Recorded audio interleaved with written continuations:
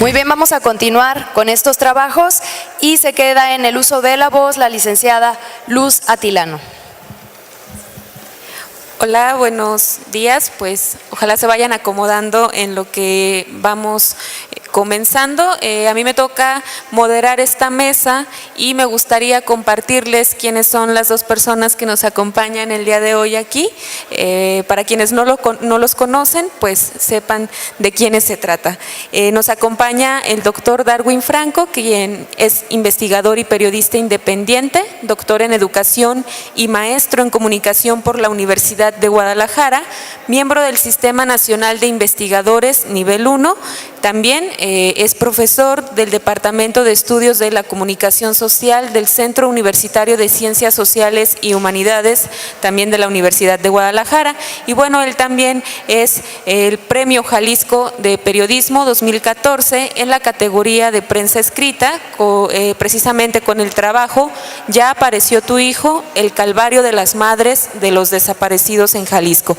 Y bueno, también nos acompaña Dalia Sousa. Ella es periodista y estudiante de la Maestría en Gestión y Desarrollo Social de la Universidad de Guadalajara y además productora de dos programas radiofónicos. Uno es Rumbo al Norte, especializado en temas de migración, que se transmite en Radio Universidad de Guadalajara, Ocotlán, y también en toda la red de Radio Universidad de Guadalajara, y también del programa Hasta Encontrarlos, que también se transmite en toda la red y es, digamos, original de Radio Universidad de Guadalajara en Lagos de Moreno. Hasta Encontrarlos es un programa dedicado a la visibilización y sensibilización de las desapariciones en México. Y bueno, como pueden ver, se trata de dos personas que han seguido muy de cerca la situación que atraviesa el Estado, también el municipio, la inseguridad, la respuesta o la no respuesta de la autoridad y lo que día a día atraviesan quienes viven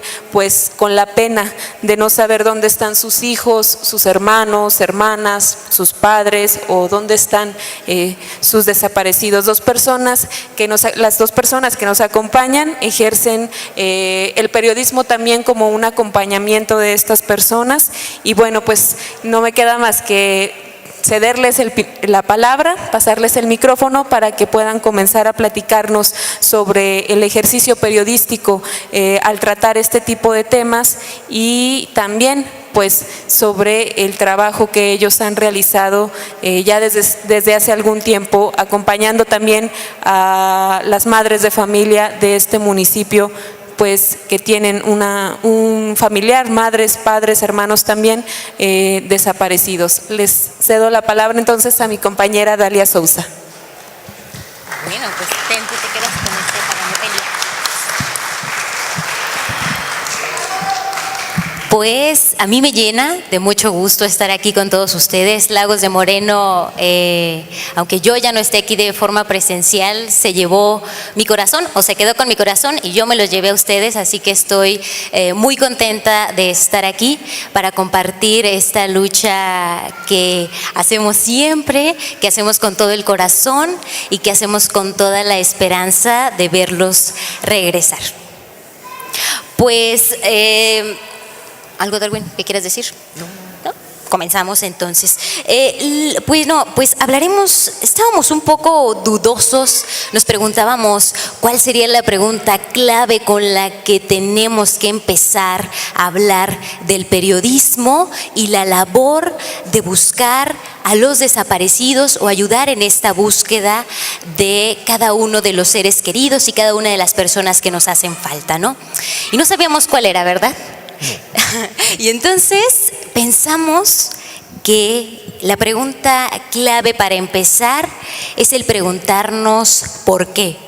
¿Por qué desde el periodismo buscar a las y los desaparecidos? Si bien no se ve, bueno, ahí nos van a ayudar a iniciar el por qué. Y pues la clave es por ellos, por cada una de las personas que ustedes acaban de escuchar hablar, por la señora Marichuy, por la señora Cata, por la señora Tere, por la señora Patti, por la señora Rosy, por cada una de ellas que permanecen en pie de lucha, buscando a sus seres queridos pese a la adversidad de lo que están viviendo. Quizá ninguno de los que estamos aquí y que no hemos sufrido una situación como esta, no podemos llegar siquiera a imaginarnos qué es estar en sus zapatos. A veces con cosas pequeñitas creemos que nos ahogamos en un vaso de agua, ¿verdad? Imaginen siquiera estar en sus zapatos. Así que nosotros creemos que uno de los motivos por los cuales hacer este periodismo es por ellos.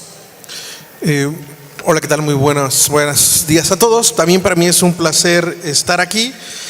No estamos de manera física, pero todos los martes nuestra voz está aquí en Radio UDG Lagos, quien nos ha abierto las puertas para hablar de un tema del cual deberíamos de hablar todos de manera más frecuente. En la anterior mesa se hablaba y se matizaba también sobre las circunstancias por lo cual no se hace, es decir, nos da miedo hablar del tema, nos es incómodo porque nadie quiere verse o mirarse en esa situación. Yo quiero retomar algo que se dejó en la mesa pasada y más bien para darle continuidad. Una de las o de los ejes claves del periodismo es ayudar a develar lo que alguien quiere mantener oculto. La responsabilidad, en tanto, del periodista con las desapariciones es visibilizar lo que nos está ocurriendo. Y esa es una labor que tanto Dalia como yo hemos tomado de manera muy responsable. Asumiendo que estamos aquí para dar espacio a la lucha y a la búsqueda de las familias, pero también estamos aquí desde los medios de comunicación para saber la valía y para reconocer que ellos y ellas tienen su propia voz y es sumamente importante escucharlos. En el caso de nosotros que llevamos, o en el caso particular, digamos, de Dalia, que inició este trabajo, nació con una finalidad específica: ser un medio que permita tener un espacio, ¿no? Un espacio para poder hablar de las y los desaparecidos. Voy a dar únicamente un contexto muy general para que podamos entender qué es lo que está ocurriendo. Y esto es bien importante, no sin antes mencionar, o no sin que antes decirlo, que es importante hablar de las desapariciones, porque dadas las circunstancias de seguridad que vive el país, no sabemos en qué día nosotros podemos ser uno de ellos. No sabemos en qué momento quizás podamos desaparecer y tampoco no sabemos quién o quiénes nos podrían estar buscando. Y ahí yo siempre llamo a apelar como a este componente humanitario de vernos reflejado en los ojos de los desaparecidos, que en el caso de este país no son cosa menor. Voy a mencionar únicamente de manera contextual esto para que lo podamos dimensionar, y lo haremos, o Dalia y yo lo preparamos, haciendo como esta referenciación de México, de Jalisco, y Dalia hablará de manera muy particular de lo que ocurre en Lagos de Moreno, porque no podemos hablar de este tema sin tocar de manera específica lo que tenemos aquí a la mano, que es donde podemos ejercer una presión más inmediata. De acuerdo a estadísticas oficiales, y refiero, son oficiales, en México existen 31.053 personas desaparecidas. De ellos, 22.871, te lo vamos a poner aquí al frente, son hombres y 8.182 son mujeres. El 20% de todos estos desaparecidos son menores de 15 años. El 35% se ubica entre los 16 y 28 años, con la referencia que hace rato mencionaban de la juventud, ¿no?, que se ve envuelta en este delito o es la víctima de este delito. El otro 35% son adultos entre los 29 y los 50 años, y el 10% más de los desaparecidos se ubican entre los 51 a los 75 años. Eso de acuerdo a los registros que el propio gobierno tiene en el Registro Nacional de Personas Extraviadas y Desaparecidas, que es un registro público que se alimenta de la información que dan a conocer tanto las procuradurías como las fiscalías. En este mismo, digamos, contexto, en el caso de Jalisco, este documento, o al menos este registro, hablaría que hay 2.744 personas que no han vuelto a casa. De ellos, 2.422 son hombres y 322 son mujeres. Y a lo mejor las estadísticas, son muy frías, pero estamos hablando de 2.744 historias, identidades, vidas, sueños. En el caso particularmente de Jalisco, cuando nosotros le hacemos esta misma pregunta o cuando le solicitamos a través de transparencia a la Fiscalía cuáles son las denuncias totales reales que tiene sobre los desaparecidos, resulta que en el estado de Jalisco la Fiscalía tiene 4.427 desaparecidos en los últimos 10 años. Esto desde luego es un número mucho mayor al que Jalisco reporta a nivel federal, porque Jalisco, en lugar de estar preocupado, o las autoridades de Jalisco, en lugar de estar preocupadas por buscar a cada uno de nuestros desaparecidos, pues está más preocupado por esconder las estadísticas sobre, o que hablarían o darían cuenta de que Jalisco es el segundo estado en el país, sí, el segundo estado en el país donde mayor cantidad de personas desaparecen. Y bueno, en el caso particular de Lagos de Moreno es importante que lo puntualicemos, pues nos encontramos en él, ¿no? Y a veces, si bien nosotros consideramos que las cifras son meros números, ya lo mencionaba muy bien Darwin Franco, son historias, son nombres, son hijos, son mamás, son esposos, son seres queridos que nos hacen falta. Sin embargo, nos ayudan a dimensionar la situación. En Lagos de Moreno, en esta región Altos Norte, dentro de ella, ocupa el primer lugar en el número de desapariciones de acuerdo con el registro oficial. Con este registro oficial del cual hablaba Darwin, el Registro Nacional de Datos de Personas Extraviadas y Desaparecidas, con 94 casos de personas desaparecidas desde el año 2013 a la fecha. 77 son hombres y 17 son mujeres. En toda la región Altos Norte existen 128 casos documentados dentro de este registro que engloban a los 8 municipios de esta región.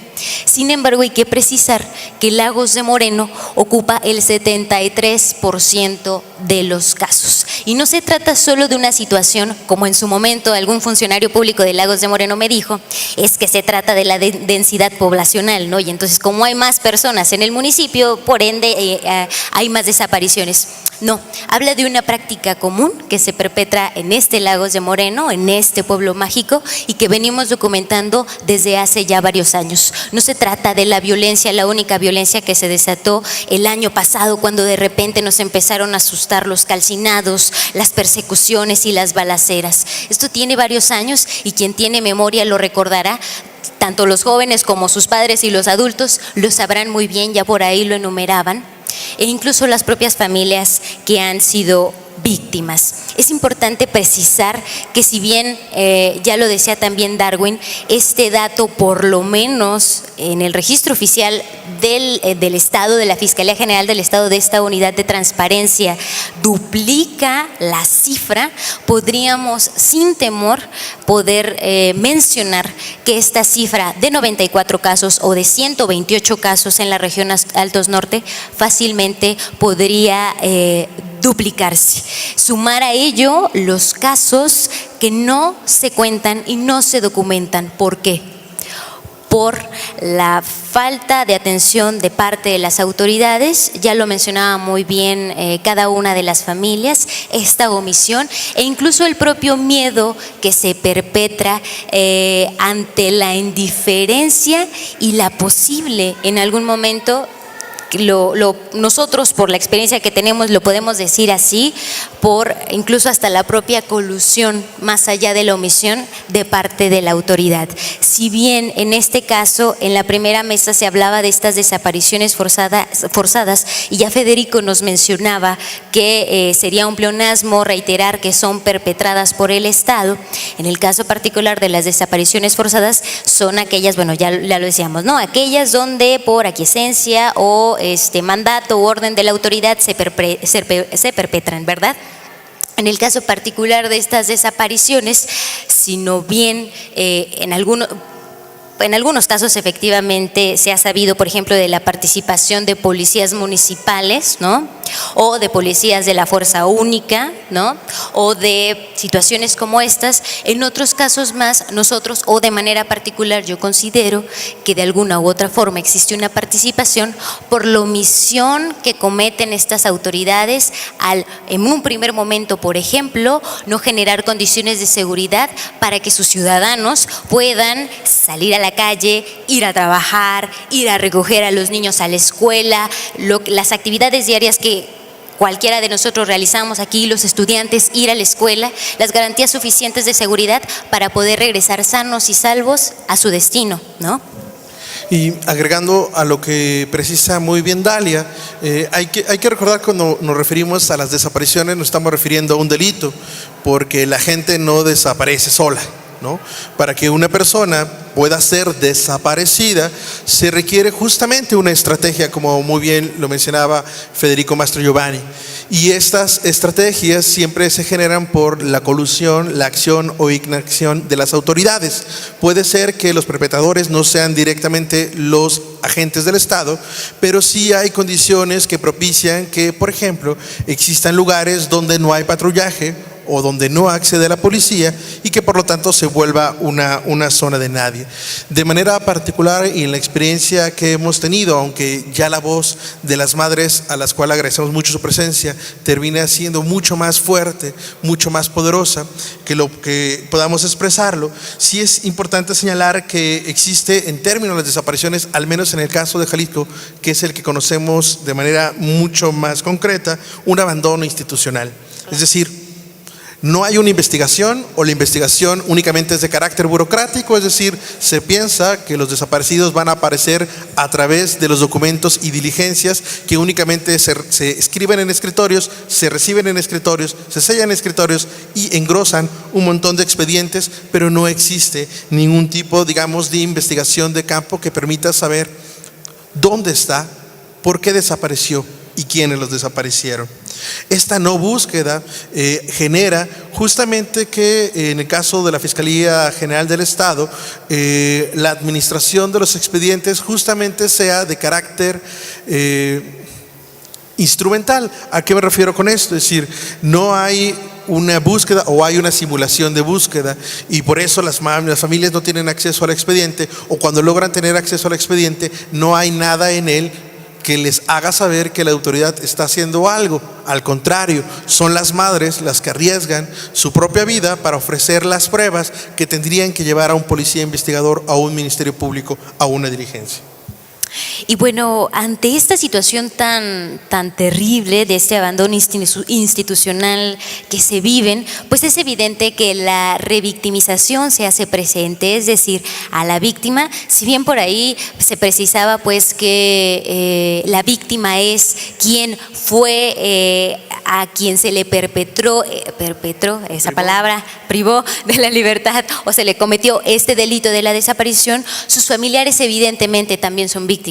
La Comisión Ejecutiva de Atención a Víctimas, la Ley General de Víctimas, las nombra víctimas indirectas. Finalmente, no importa qué adjetivo le agreguen al nombre o a la clasificación que le ponen, finalmente también son víctimas y en este caso se les revictimiza preguntando una y otra vez cuál es su caso, oyendo a preguntar y respondiendo la autoridad. No sabe que venga mañana, es que sabe que se nos perdió, o sabe que es que no lo encontramos, o sabe que ya no tiene agente del Ministerio Público ni policía investigador porque nos estamos reestructurando y nos cambiamos de domicilio y entonces venga mañana a ver si encontramos su caso. Incluso en medio de esta indiferencia hay casos, y a ustedes, y eso debería cada vez más, eso es lo que esperamos al terminar esta presentación, que podamos generar esa conciencia y esa necesidad de decir, no podemos quedarnos sentados, tenemos que hacer algo, tenemos que unirnos a ellas. Nos ha tocado, por ejemplo, ver que los expedientes de las y los desaparecidos de Lagos de Moreno, quizá no los 94, quizá los 128, quizá muchísimos más o quizá menos, porque recordemos esta documentación es deficiente, pues que se encuentren en cajas, ¿sí? En cajas, en las cajas en las que ustedes ponen las cosas que ya no necesitan o que arrinconan en un lado, pues así, ¿verdad que sí? En cajas con los expedientes brotando como si no importaran, como si no fueran personas, como si no fueran seres humanos que esperan de regreso en casa, ¿no? Como si no fueran hijos, como si no fueran mamás. En este tipo de situaciones nos encontramos también, por ejemplo, con la criminalización por parte de la autoridad y por parte de la propia sociedad. ¿Cuántas veces, y vale la pena que hagamos la retrospección hacia adentro y nos preguntemos, cuántas veces hemos dicho, seguramente andaba en algo o se lo buscó? ese tipo de situaciones llegan a suceder y a ese tipo de cosas exponemos a las familias. Y lo precisaban ellas muy bien. Y es un lema que nosotros tenemos en el propio programa e incluso como forma de vida, y habría que adquirirlo cada uno de nosotros. Es preguntarnos y reafirmarnos todos los días. No importa en qué haya estado esa persona, no importa quién haya sido, no importa las condiciones ni las situaciones. Ellos merecen regresar a casa y ellos jamás tuvieron que haber sido víctimas de una desaparición. Porque si en todo caso estuviesen o hubiesen cometido algún delito, ¿cuál hubiera sido la obligación de la autoridad? En todo caso, aprenderlos y tenerlos retenidos y que purgaran o su condena, o que se hiciera lo necesario en ese caso, pero jamás privarlos de la libertad. Y aunando a esto que precisa Dalia, esas circunstancias crean un escenario terrible de corrupción, de omisión e inacción. De manera particular, siguiendo los pasos, la búsqueda que han hecho colectivos como Por Amor a Ellos o Fundec en el Estado, uno va dándose cuenta que hay dos discursos, ¿no?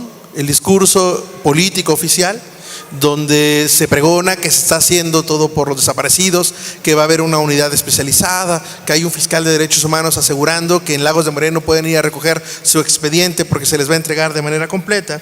Pero en realidad lo que tenemos es una serie de omisiones, y estas omisiones desde luego constituyen también delitos, porque los servidores públicos justamente tienen una función y los ministerios públicos, los policías investigadores tendrían que cumplir la función por la cual todos nosotros les estamos pagando. Esta circunstancia ha generado que en el caso particular del Jalisco las investigaciones las tienen que hacer las familias, porque de manera particular las únicas llamadas que reciben de la autoridad es para preguntar dos cosas. Oiga, señora, ¿ya apareció su hijo? ¿No? Como si uno estuviese esperando una llamada a la autoridad para preguntarme a mí dónde está, cuando tendrían que ellos decirme o darme alguna noción sobre dónde podría estar. Y la segunda pregunta es, oiga, ¿y qué más sabe usted? Cuando tendría que ser la autoridad la que tendría que ofrecerle a las familias los elementos de prueba suficiente para saberlo. Pero hay que decirlo de manera muy clara, en Jalisco no se investiga. No se investiga las desapariciones. No se investiga la persona.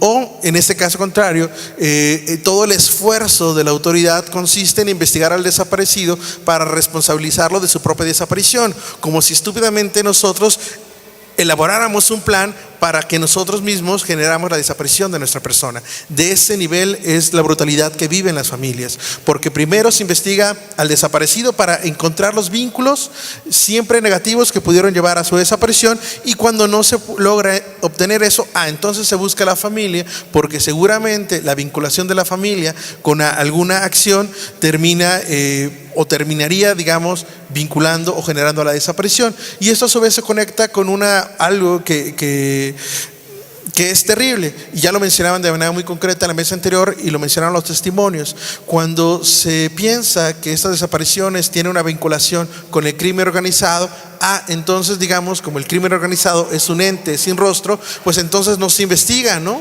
Porque bueno, ¿no? Sabemos el nivel de impunidad o colusión que puede existir. Pero bajo ese preámbulo, y para dar pie a lo que precisa o a lo que también queremos mostrarlo, es que todo este sufrimiento, toda esta desgracia que vive en la familia también se convierte en una indiferencia social. Efectivamente, y ya lo mencionábamos, ¿no? ¿Cuántas veces, y no pretende esto ser un regaño, sería lo peor que yo podría hacer aquí, ¿no? Me vienen y me invitan y vengo y lo regaño, pues no, regáñenme ustedes a mí, si lo regaño yo a ustedes. Entonces, no, pero se trata de que deba de existir solidaridad de parte de nosotros ante esto que estamos hablando, y la razón se las daremos al final. Y ya lo mencionamos un poquito, pero se las daremos al final de la presentación, así que quédense, ahí está la clave. El propio abandono de parte de la sociedad muchas veces son víctimas, y lo decíamos ahí, la criminalización que puede existir de parte de nosotros, quizá ante nuestro desconocimiento, o también porque parece que si no lo hacemos presente no existe. Es como aplicar el método del avestruz, ¿no? el método del avestruz de las caricaturas de antes, ¿no? Donde metían la cabeza al hoyo y bueno, entonces no pasa nada, nadie me ve pese a que el cuerpo esté afuera, ¿verdad? Pues eso pareciera que sucede también. Parece que en la medida en que decimos, se lo buscó, se lo merecía, seguro andaba en algo, es como si fuera algo compensatorio, ¿no? Es como si dijéramos, bueno, pues uno menos, ¿no? Como muchas veces se ha dicho o como muchas veces hemos dicho. Vale la pena que reviremos en ese sentido y que recordemos que, nos hacen falta a todos y que de alguna u otra forma, si vivimos en esta misma sociedad, entonces, ¿qué es lo que nos espera? Quizá no una realidad diferente. Y entonces nos preguntamos nosotros, recuerdan que les dije que no sabíamos cómo comenzar, cuál era la pregunta clave. Bueno, pues ahora sí. Ante todo esto que les planteamos, ante todo este contexto, ante toda esta realidad tan dura y pesada, ¿no? Nos preguntamos, ¿cuál es el deber del periodista ante las desapariciones, ante las y los desaparecidos y desaparecidas y ante sus familias? Dale, aquí ya me pasó la pregunta. Quería hablar. Yo siempre he creído que el periodismo tiene una función social que es invaluable. Y esto consiste en generar, a través de la investigación, la confrontación, la contrastación y las propias preguntas que podamos hacer, es en develar la verdad. La verdad no como esta, digamos, noción de carácter filosófico inalcanzable, sino más bien la explicación del por qué suceden las cosas. Porque creo yo que dada la circunstancia del país, no basta con decir que hay desaparecidos. Nos toca como periodistas hacer entender por qué los hay. Y con esto retomo lo que se mencionó en la mesa anterior, de que no se tratan de casos aislados, es decir, la incidencia de las desapariciones en Lagos de Moreno y que cada vez esto vaya siendo más cercano a nosotros, tiene que ver porque en Lagos de Moreno se han dejado de hacer cosas o están en una confluencia de acciones que permite la desaparición. De manera, nada más lo quiero mencionar porque es importante decirlo antes de pasar a esto, que cuando hablamos de las desapariciones en Jalisco no hablamos de un hecho que es aislado. Nosotros tenemos 125 municipios. De estos 125 municipios, en 118 hay denuncias por desaparición. Esto significa que en todo el municipio desaparecen personas, tomando en consideración las denuncias que se realizan ante la autoridad, aunque como ya bien sabemos no funcionan. Por eso, en ese sentido, lo que nos toca a nosotros hablar es cuáles son los contextos, cuáles son las condiciones que generan las desapariciones. Y en este caso es importante hablar de la labor del Estado, porque es el encargado de brindarnos la seguridad, de la presencia del crimen organizado, pero también, digamos, de la labor que realizan las familias y de la que dejamos lamentablemente de hacer los ciudadanos cuando no acompañamos su denuncia. Y ahí yo quiero enfatizar que Lagos de Moreno es un municipio muy significativo en términos de las desapariciones en Jalisco, porque justamente aquí las familias comenzaron a alzar la voz. Y bueno, yo podría decir muchísimas cosas, les diré algunas cuantas en ese sentido. Y bueno, pues efectivamente, ¿no? Algo que nos compete como periodistas es dar cuenta de esta lucha. Lo mencionaba yo al principio, ¿no? ¿Por qué hacerlo por ellos? Porque ellos siguen luchando, porque pese a la adversidad siguen todos los días, no solo viviendo el día a día, es decir, yendo a trabajar con el dolor, yendo a recoger al nieto o a la nieta que está en la escuela y que es hijo de mi hija o de mi hijo que está desaparecido o desaparecida.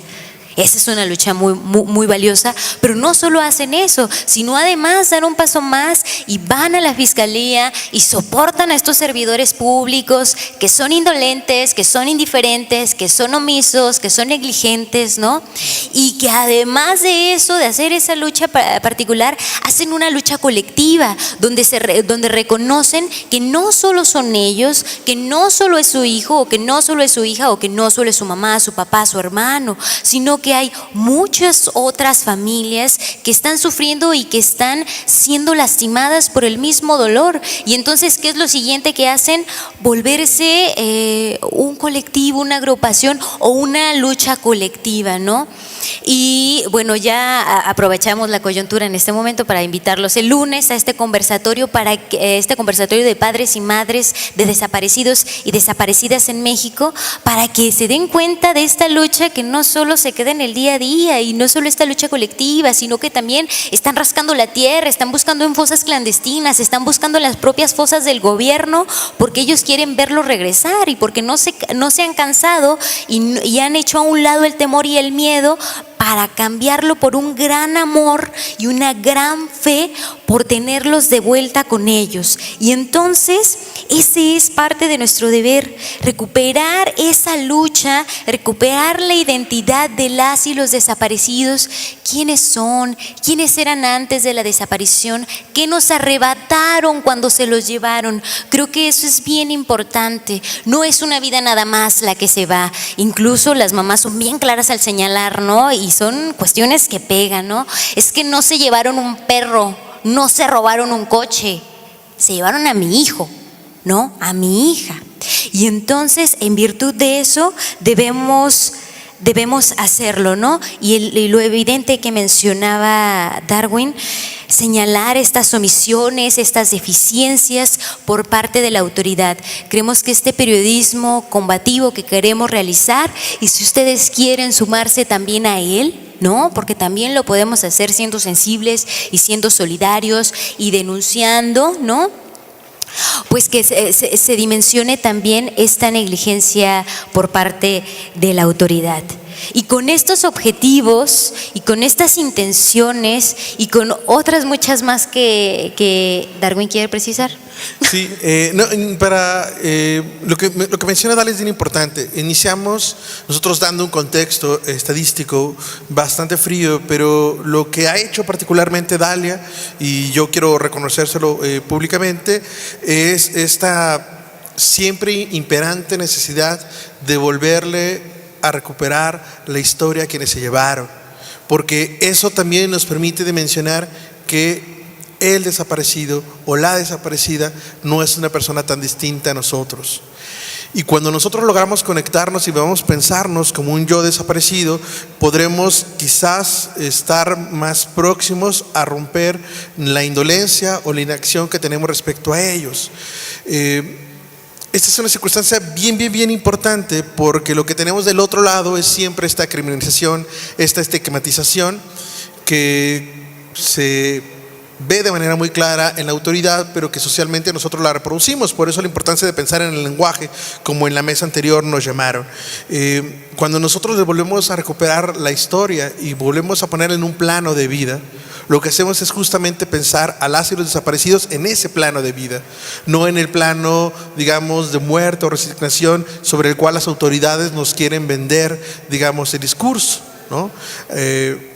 Particularmente por eso el periodismo tiene que hacer un trabajo hormiga y tiene que acompañar a las personas. Lo que mencionaba Dalia, y la señora Cata puede dar cuenta de ello, es que los expedientes los encontramos así cuando fuimos a la fiscalía o a la delegación de la fiscalía. Es decir, ahí estaba, ¿no? Ahí tenía un platito de comida de la que se acababa de almorzar el funcionario público omiso, y ahí estaban, ¿no?, los expedientes acumulando polvo, porque consideran que las personas desaparecidas van a regresar a casa por su propio pie, ¿no? Y ahí nada más hacer como esta acotación. En el caso particular de Jalisco, lo que ocurre es que como la búsqueda se da de manera administrativa y las familias, como muy bien lo expresó la señora Marichuy, pues se cansan de recibir ese trato indolente, dejan de ir. No quiere decir que dejan de buscar, dejan de ir porque se dan cuenta que la actividad es inoperante. Pero entonces la autoridad, ¿qué hace? Ay, la señora Marichuy ya no vino, pues a mí se me hace que ya apareció su hijo. Entonces hay que archivar el caso de manera positiva. En el caso de Jalisco, en los últimos 10 años se han presentado 19,000 denuncias por desaparición. La fiscalía, sí, 19,000. La fiscalía asegura que su labor de inteligencia búsqueda ha logrado localizar 8 de cada 10 desaparecidos. Particularmente nosotros conocemos a más de 100 familias y no hemos conocido una familia que haya encontrado a su familiar. Si uno lo pensara en términos de mera probabilidad estadística, esto ya no se hubiese ocurrido. Lo que pasa es que cuando se archivan los expedientes, siempre se archivan de manera positiva, ¿no? Porque la autoridad asume que como ya nadie viene a preguntar por la o el desaparecido, entonces este apareció. Y esto es una de las razones por las cuales creo yo motivó a Dalia a crear este proyecto del cual nosotros o ella de manera particular les hablará. Y antes haré un pie de, ¿cómo le dicen? Un pie de página, ¿sí? Ahí, para señalar en ese sentido de la labor periodística y del objetivo que se persigue. Es bien importante que además contemplemos, evidentemente, cuando se le hacía la pregunta a Federico respecto a si le preocupaba el asunto de la seguridad hacia su persona, es bien importante que nos preocupemos no solo de la seguridad hacia nuestra persona. Recordemos que también quienes viven esa inseguridad son quienes están siendo víctimas de esa desaparición, ya lo decíamos, de forma directa o indirecta. Ellos son los que corren ese riesgo. Así que cuando nosotros como periodistas llegamos, yo vengo aquí a Lagos de Moreno y entonces entrevisto a una mamá o algún papá de un desaparecido o desaparecida, vengo, me llevo su historia, ella con confianza me cuenta porque ella sabe que yo soy periodista, que lo voy a hacer,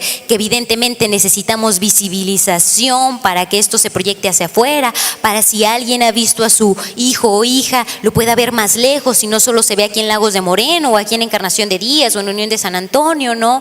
O que no solo se escuche en los medios locales, sino que salga a nivel nacional. Cuando esto pasa, yo me llevo la historia, la publico y depende, es muy importante que tengamos mucho cuidado con esto que se publica porque la seguridad de ellos es la que está en juego. Ya lo decía yo, en este transcurso yo vengo y me voy. Sin embargo, ellos se quedan y ellos son los que corren el riesgo. En una situación semejante nos pasó aquí en Lagos de Moreno. Seguramente ustedes se enteraron de este tema hace algunos meses porque el periódico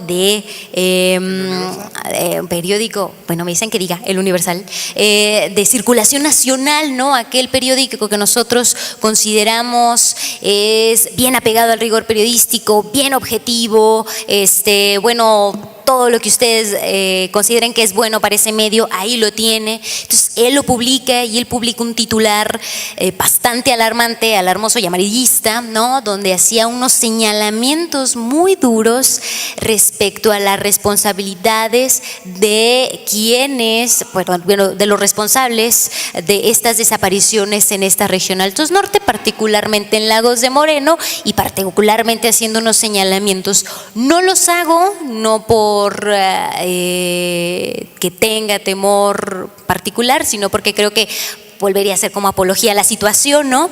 Pero eso que sucedió puso en un riesgo eminente y evidente a las familias, porque ese periodista se fue, lo publicó y se replicó no solo a nivel, por ejemplo, en la Ciudad de México o en la circulación local, sino que se replicó en distintos medios, en las redes sociales, en otros medios quizá menos, con una circulación menor a la que tiene este medio nacional, pero que en lo local tuvo mucha repercusión. Seguramente ustedes recordarán ese titular y tuvo muchas consecuencias hacia las familias. Es bien importante, y todo esto para decirles que es bien importante tener en cuenta la seguridad de cada uno de ellos, su integridad física, la integridad de las familias, y que nada, ninguna nota, ningún reportaje, ninguna noticia, ninguna entrevista es más importante que la seguridad de cada uno de ellos.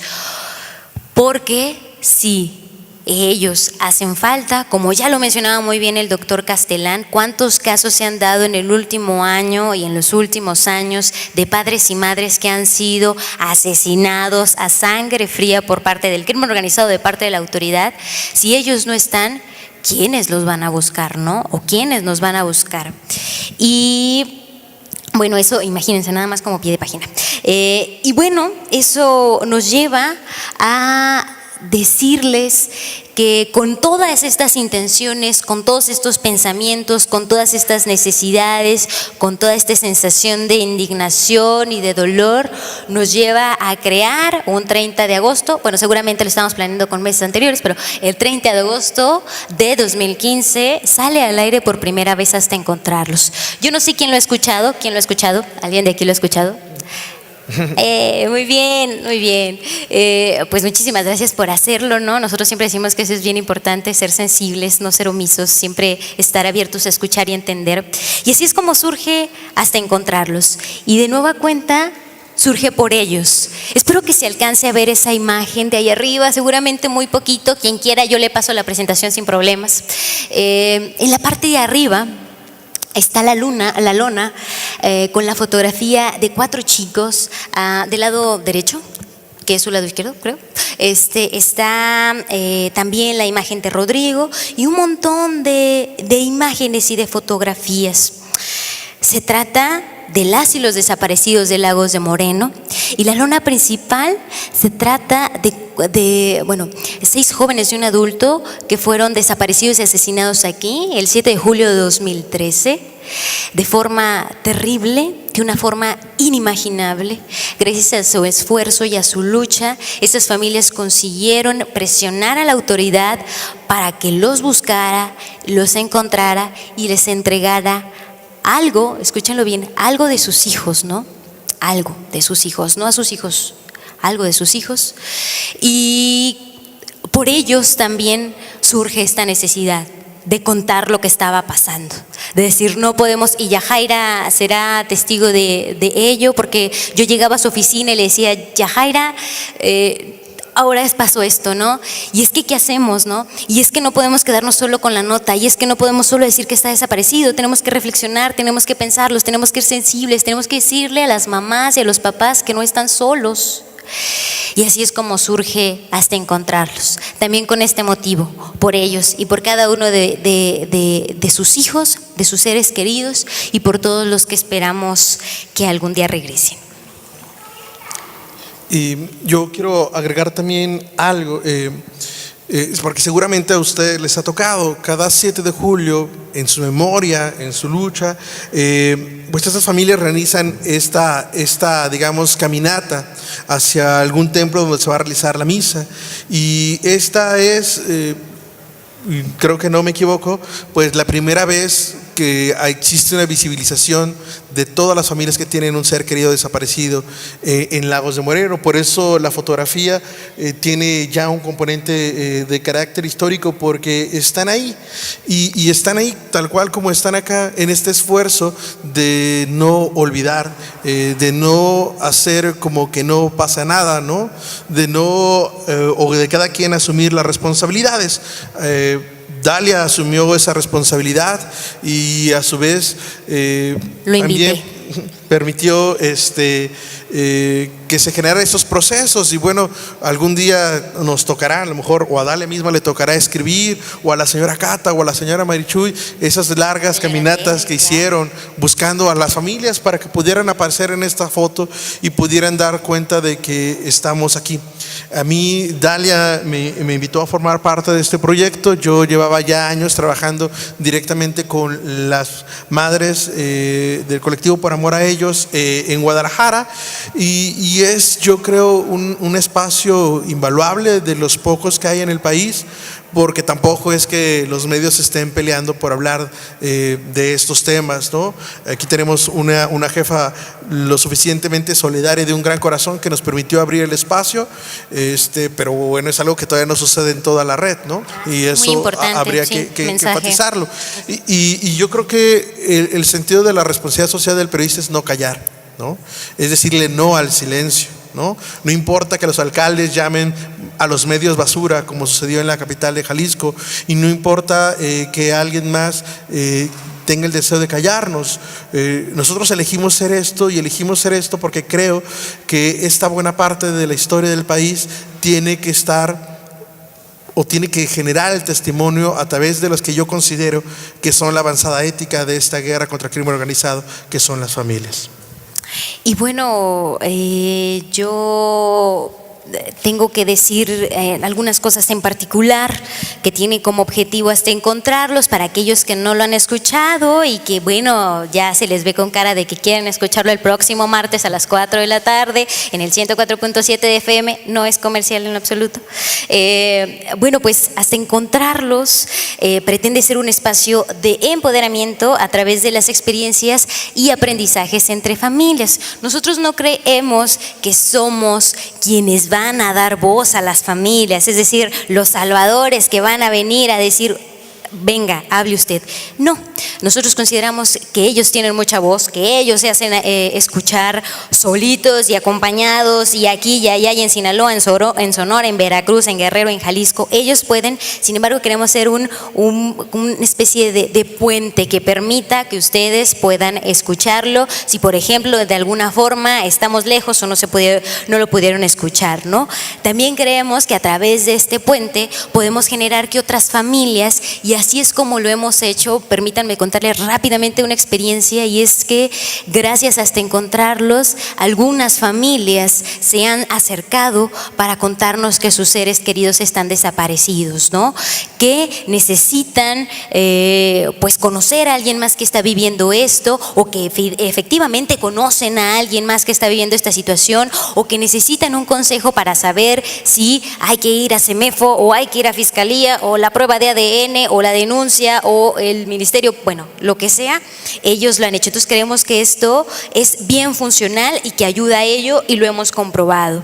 Queremos ser junto con ellos una sola voz de exigencia de sus necesidades. Insistimos, somos un puente y somos réplica. Aquí sin dolor y sin pena decimos que de ellos somos su caja de resonancia, ¿no? No tenemos ningún problema. Ellos tal cual lo dicen, tal cual lo transmitimos, porque creemos y confiamos en su lucha. Esa es una manera muy particular en la que Darwin y yo hemos decidido hacer este ejercicio periodístico, ¿verdad? Habrá, y lo sé que hay, muchos colegas periodistas que no consideran esto, que incluso lo consideran antiético, pero nosotros creemos que eso es una de las tantas cosas que podemos hacer.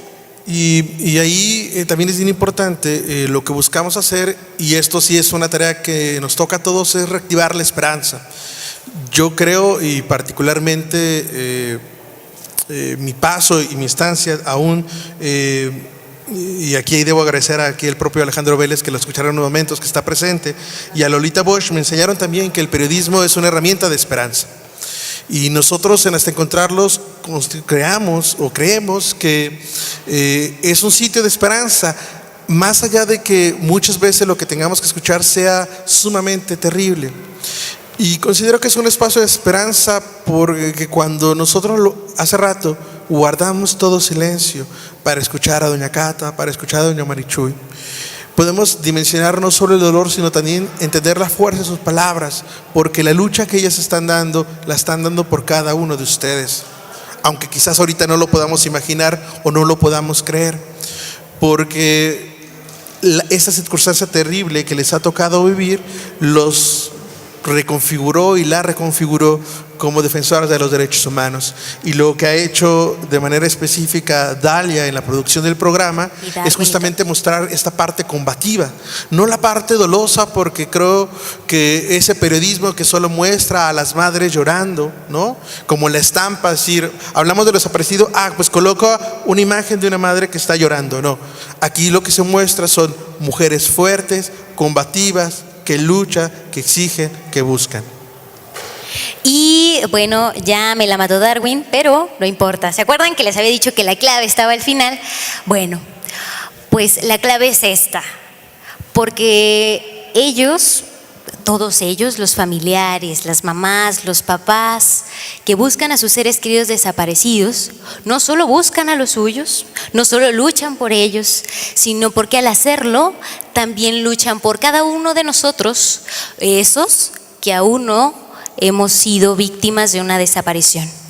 Y en de alguna forma lo mencionábamos, si vivimos en esta misma realidad, en este mismo Lagos de Moreno, en este mismo Jalisco o en este mismo México, de alguna u otra forma podemos ser víctimas potenciales de una desaparición o de cometer cualquier tipo de crimen como el que ahora lo estamos viendo ya hasta pareciera con tanta normalidad en México.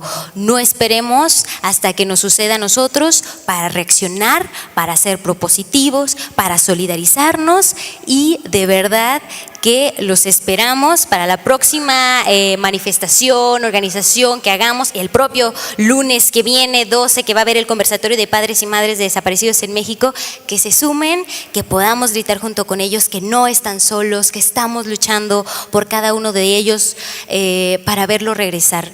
Yo los espero ver, yo espero que les haya prendido este sentido de indignación, de sensibilización ante el tema. De verdad que gracias a todos los que hacen posible este espacio. Yo no tengo con qué pagarles, literal, ¿no? Si me dicen cuánto tal vez, pero a la doctora Yolanda, al rector Aristarco, a Yajaira Padilla, a Luz Atilano, a Gaby, a Jonathan, a todos, a Bertita, a Rodri, bueno, que son los de Radio Universidad, nuestro equipo de siempre que nos ayudan a transmitir hasta encontrarlos. Rodri será testigo de mis audios a las 4 de la mañana para que al día siguiente se transmitan, ¿no? De verdad que gracias a todos ellos que hacen posible este seminario y que hacen posible que hasta encontrarlos salga al aire cada semana. Y que esta lucha por las familias siga latente, siga viva, porque por ellas es que estamos aquí. Y comercial, ahí sigue, todavía veo a la señora Patti con muchos dulces. Ojalá que quienes nos están escuchando en la radio se lancen por unos dulces o les compren por ahí en la calle, son muy ricos, calidad de los altos. Ahí está, vamos a echarle la mano, porque el día de mañana Daniel cumple un año más de desaparecido.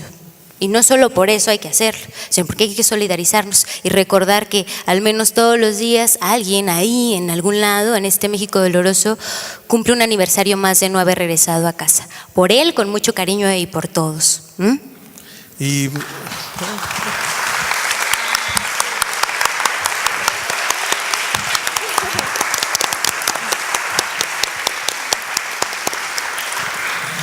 Bueno, pues ahí pudimos escuchar a Dalia Souza y a Darwin Franco. Yo creo que es un tema que debe retomarse, porque como bien ya apuntaban ellos, quizá es un tema que ni siquiera está en la agenda de los medios de comunicación, que ni siquiera es tomado en cuenta para seguirse, para acompañarse, sino que lo ven únicamente como un oportunismo cuando quieren publicar alguna nota. Y yo creo que es muy importante también reflexionar sobre esto y tener en cuenta, como ya lo mencionaban, la seguridad de las familias y también la confianza que se genera en ellas para que pueda darse a conocer esto, pero sin dejar de lado todo lo que implica. Y bueno, tenemos espacio para 3 preguntas. No sé si alguien del público quiera tomar la voz. Alguien que se anime a preguntar algo, yo les cedo el micrófono en estos momentos. acá, Jonathan. Yo, Luz. Tenemos allá a Jonathan. Ok, primeramente a Dalia y a Darwin mi respeto y admiración por la labor que desempeñan. Luz, hace un momento, al principio de la charla, mencionabas o hacías mención de periodismo de acompañamiento, que es un término que me agrada mucho personalmente. La pregunta es, cuando hablamos de este tema, cuando hablamos de las desapariciones, sin duda genera un mar de emociones. Y es inevitable que las personas que están, o al menos los periodistas que están inmersos en este tema, no lleguen también a sentir estas emociones, esta empatía hacia las personas. ¿De qué manera un periodista puede trabajar esta parte de la labor que desarrolla y el activismo también? Porque es algo que algunas personas pues lo ven peleados, ¿no? Algunos periodistas ven peleadas la parte de que un comunicador no puede ser activista, pero ¿de qué manera se estaría trabajando? Los dos, porque la verdad es que entre Darwin y yo vivimos esa situación de manera muy diferente. Tú y si quieres. A ver, voy a la muy buena pregunta, Jonathan. Lo que pasa es que uno como periodista no puede no sentir. O sea, es imposible no sentir esto. Y creo también que uno debe permitirle el acceso a lo que uno siente, porque solo de esa manera puede trasladar la misma sensación a quien lee un texto. Voy a poner un ejemplo como muy característico entre esta diferencia. Alguna vez, un 30 de agosto, justamente un Día Internacional de las Víctimas de Desaparición Forzada, en una de las manifestaciones que se hizo en Jalisco, una reportera del Informador, no tengo problema con decirlo, se acercó a una de las madres sin haber observado primeramente el cartelón que sostenía. Ese día su hijo Toño cumplía 2 años de desaparecido, pero como ella iba a cubrir un evento, una nota de la marcha, entonces su jefe le pidió un testimonio y entonces ella iba a sacar un testimonio, ¿no? Entonces no tuvo ese reparo, entrevistó, desde luego que la señora Mayra se encontraba anímicamente muy mal, ¿no? Y le hizo un par de preguntas que la revictimizaron, es decir, la regresaron rápidamente al dolor, y automáticamente cuando la periodista identificó que ella se puso mal, se fue, ¿no? Yo me acerqué para decirle que no se valía el trato que le había dado, porque quizás para ella podría ser una nota, pero para ella significaba su vida. Cuando yo particularmente asumí o decidí dedicar buena parte de mi trabajo periodístico a hablar de las desapariciones, lo asumí también como un compromiso personal. Desde luego, uno tiene que tener siempre bien claro el escenario y saberse que uno es periodista, ¿no? Y que la labor que va a poder realizar en apoyo a las familias proviene de la actividad periodística, y que la actividad periodística en ese sentido también sirve como un medio de denuncia para poder reflejar la constante violación a los derechos humanos que las familias viven.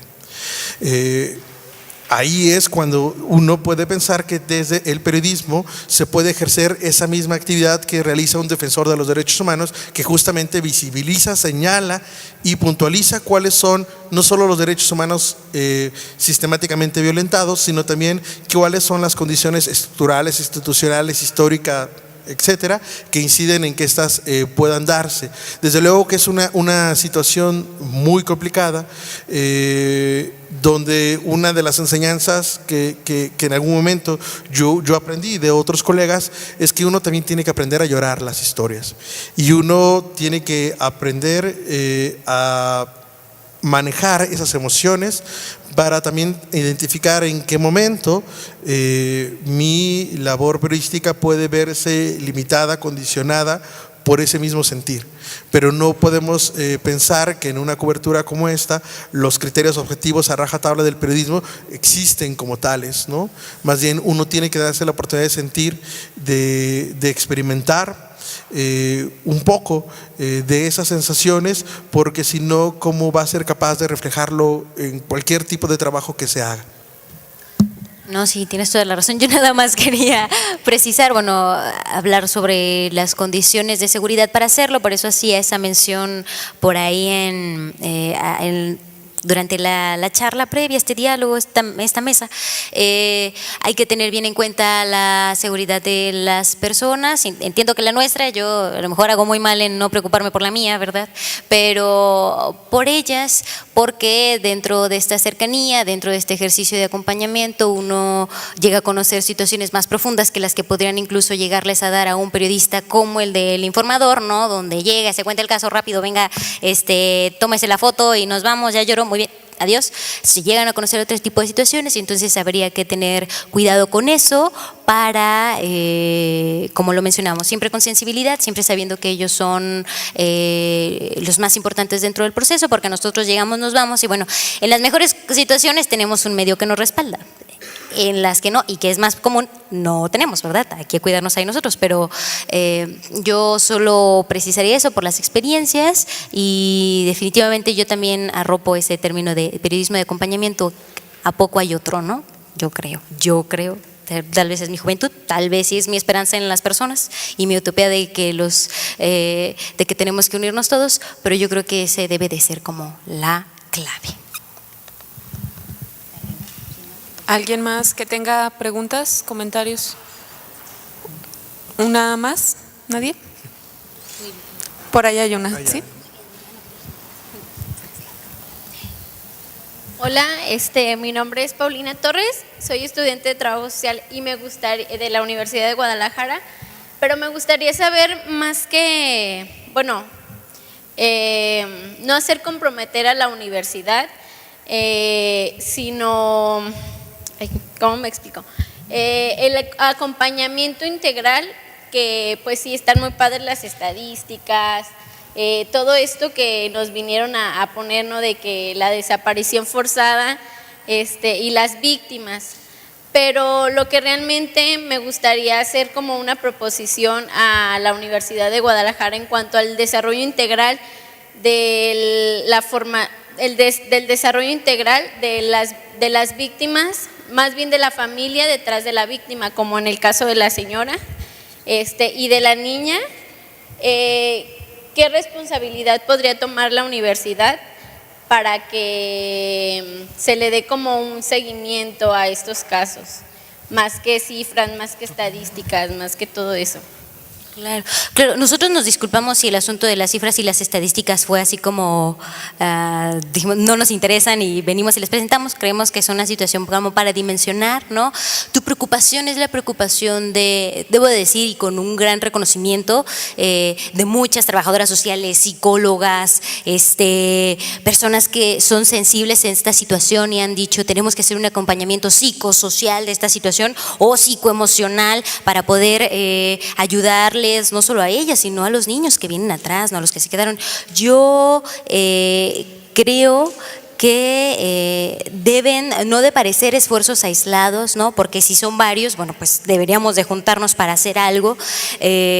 Si aquí estamos, habría que buscar, ¿no? Cómo solidarizarnos. Es un tema bien delicado, yo creo que sí hay que trabajarlo bien, más allá de las capacidades que uno tiene en la profesión, ¿no? O lo que puede enseñarle uno en la escuela y en la vida, un tema muy particular que debe de trabajarse. Sí creo que debemos solidarizarnos. Hay otros esfuerzos que se están haciendo pues aquí en Jalisco con algunos centros o a nivel nacional en otros estados. A lo mejor al final podemos reunirnos y pensar como qué es lo que se puede hacer, a lo mejor para el caso exclusivo de Lagos de Moreno, ¿no? Que nos necesitamos, que era lo que decíamos, y que pues nada, muchas gracias por tener esa sensibilidad.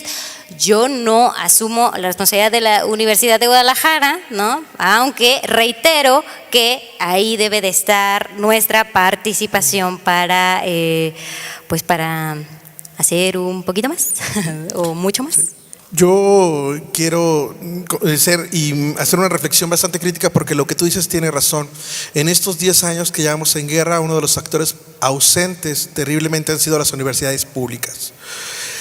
Muy pocas universidades públicas en este país, y las podemos contar con la palma de la mano, han querido atender desde la propia vocación y las diversas, digamos, carreras que tienen, la situación de las víctimas de la violencia. Yo puedo hablar de la unidad de atención a víctimas de la Universidad Autónoma del Estado de Morelos, ¿no? Que ha dado un acompañamiento constante, ¿no? En Nuevo León hay otras universidades. En el caso de la Universidad de Guadalajara, los esfuerzos no han sido suficientes, pero tampoco han sido muy constantes, ¿no? En caso más bien terminan siendo circunstancias de carácter individual que empujan esto. Y bueno, el doctor Castellán aquí en Lagos de Moreno es un ejemplo vivo de cómo desde la institución se puede partir para apoyar. Las universidades han sido muy ausentes, ¿no? Y con esto va la crítica a nosotros como estudiantes o a nosotros como profesores, porque no se ve el posicionamiento bien constante, ¿no? Sino la propia Universidad de Guadalajara, y lo digo de manera muy abierta, estaría al menos haciendo una campaña para decirnos qué ha pasado con sus estudiantes y profesores desaparecidos de la propia universidad, que son alrededor de 12 personas, ¿no? Que forman parte de la preparatoria de carreras o eran profesores docentes. Tampoco ha habido una manifestación de eso. Hubo un acercamiento hace algunos meses donde a través de la FEU y con todos los asegúnes que podemos manejar sobre ello, de crear una unidad especializada de atención a víctimas. No sabemos en qué quedó, pero no podemos también esperar. Nos toca a nosotros como universitarios hacer esos esfuerzos. El foro del día de hoy es un primer esfuerzo para poderlo hacer, pero desde lo que tú sabes hacer como trabajadora social, desde un psicólogo o incluso desde los propios abogados que podrían estar ayudándole mucho a las familias para poder generar estos textos, ¿no? Para que si nos vamos a pelear, digamos, a papeles, porque es la única manera en que la autoridad en términos judiciales trabaja, se puedan tener las familias una asesoría. Sí, ahí tenemos una deuda y la universidad tiene una deuda muy grande porque finalmente tendríamos que dar un servicio público que no lo estamos dando o a las familias no lo estamos dando. Gracias. Ahí había una pregunta al final.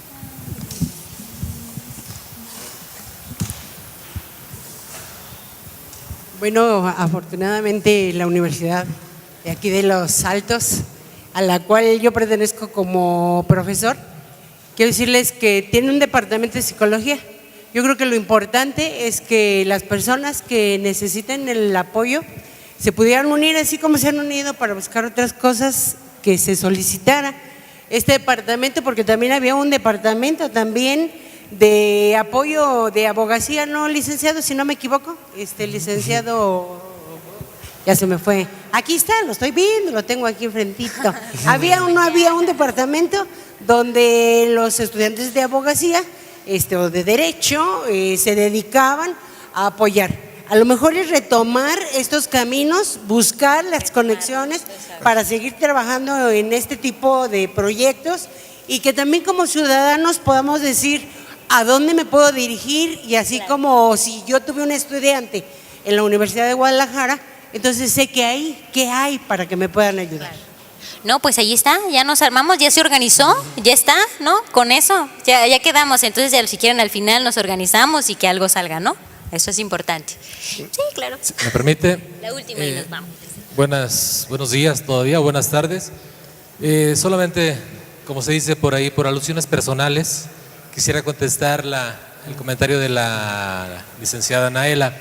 Es cierto, bueno, en el Centro Universitario de los Lagos, a estas fechas todavía no se ha arrancado un proyecto de acompañamiento social, de servicio social propiamente dicho por parte de la carrera de abogado, del Departamento de Ciencias Sociales y del Desarrollo Económico, que tiene a cargo la carrera de abogado, pero próximamente va a estar en funcionamiento. Desconozco mayores detalles.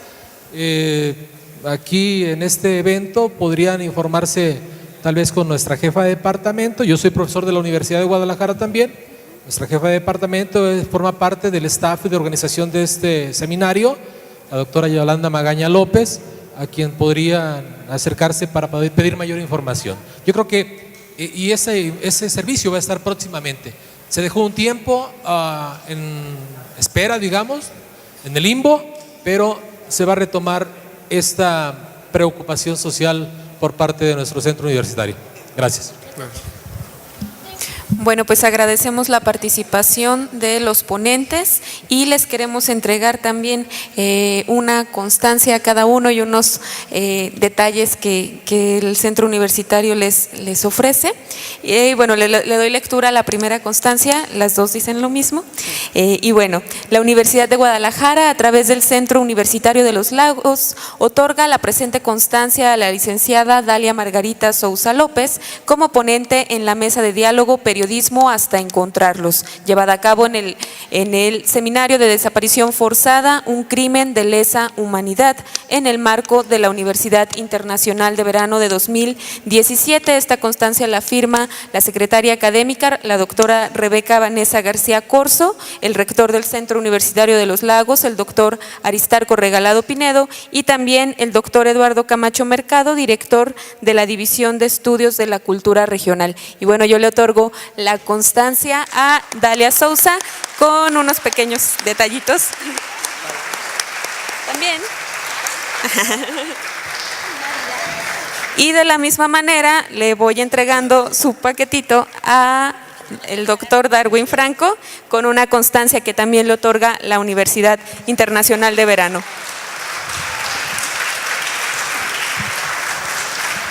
Muchísimas gracias. Despedimos entonces esta mesa.